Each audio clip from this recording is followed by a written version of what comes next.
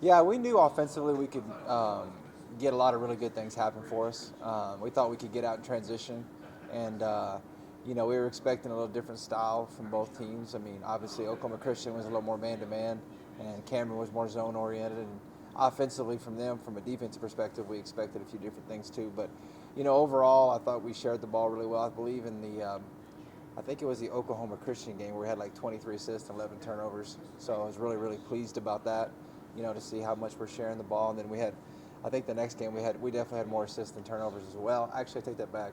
In that game, we turned the ball over a little bit more than obviously we wanted to in the Cameron game. But overall, it was a really good, effective performance for sure. I asked you on Saturday about that defensive Yeah. effort. Only 2 points allowed in that first quarter. Can you go into a little bit more detail about what you were pleased with? Yeah, so one thing that we try to do is we keep track of what we call kills.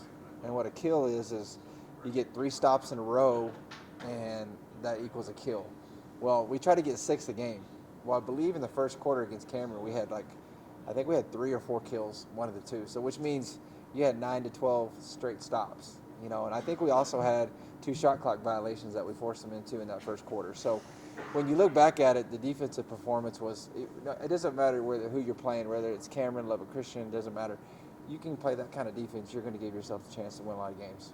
You guys are really attacking the glass, leading the Yeah. conference in rebounds at 44 per game. Just kind of what have you seen there? Yeah, I think our rebounding margin, I believe, if I looked at it a couple of days ago, we were, I think, top 10 in the country in rebounding margin as well, too. So, yeah, very pleased. I mean, these girls are attacking the ball on both offense and defense. We're doing a great job there. I mean, when you really want to think about it, I know it's the old cliche of defense and rebounding wins the games. And defensively, if you look at it, since we've played that Grand Valley game and ever since then, we're just steadily getting better every game defensively. And so that's been great. And rebounding at the same time, I think rebounding wise, we've been pretty consistent all year with that.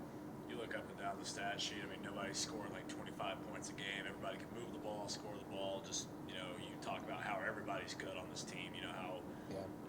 Pro knows that. Yeah, I mean, look at it. Even a young lady, give her a shout out from Turkey, Texas. Anna Farrell gets in there at the end of the game, gets 5 points within 3 minutes that she was in there. So yeah, very pleased. And the one thing that I love about this team too is the unselfish nature of them.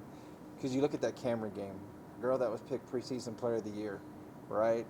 Kyla Kane, has obviously offensively last couple games has struggled a little bit, but she played 12 minutes against Cameron and was more happy about that game than almost any game that we've played. Just the fact that we won, and so that tells you the level of where these kids are at as far as how much buy-in they've had, how much they care about each other.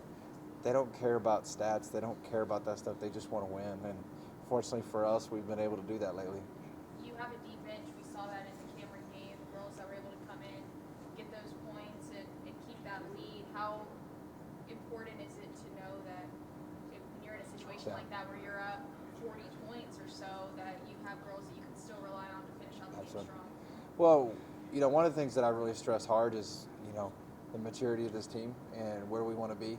And if they say you're up 20-25 at half, you want to stretch that to 35-40. Doesn't matter what the score is, doesn't matter who you're playing. One of the phrases that we have this year is respect everyone, fear no one. No matter who you play, you've got to respect them. Because anybody can have a great shooting game, anybody can beat you. People say there's no chance that team can win. There's a chance any team can win a game. And if you're not ready to go, you can get beat. And this team, the maturity level has really impressed me each and every game. And we're going to have to do it again. We got, over the next couple weeks, starting Saturday, we'll have 3 games in like 8 days. So it's going to be a tough grind for sure. Looking at that beginning stretch of that gauntlet for you guys, taking on UT Dallas, new team to the conference. Right. What have you seen with them? Yeah, so I mean, we're just beginning to get into them as far as like the scouting and stuff like that. But watching them, we watched them. They played Colorado Springs, and we were preparing for them. Very well coached. They play a little bit more of a half court game than what some of these other teams want to play. They run a lot of sets, so you got to be prepared to guard a lot of stuff. They were always they're coming up from Division III. They were always a very good Division III program, and so I know in that transition it's not easy, because I've seen other coaches that have to go through it, but they're going to be competitive. They're going to play hard. Against Colorado Springs, I think they only lost by like 5 at their place, so it's not going to be an easy game. You got to go on the road and play at their place, and so it'll be tough. But we got to go figure out a way to get that win on the road. Then Thursday night, you notched your 300th career win. Just what did that mean overall? Obviously, it wasn't all here, but across your Right. career, 300 wins is nothing to sneeze at. Well, thank you. There's a lot of, I could shout out all my assistant coaches, like from the very start to where we're at now, and all the great players that we've had. I mean, even going back to we were fortunate, my very first place I got, Howard Payne, the year before I got there, they'd won the national championship. And so their staff, he'd got another job. I think the assistant was thinking about not coming back, but we were able to talk Coach Highfield into staying.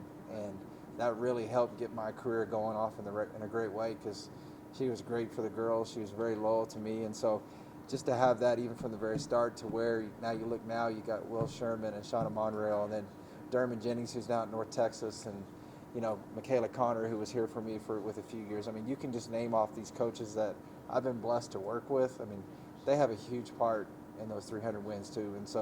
And now shout out to my family too, because they obviously have to put up with me every day. So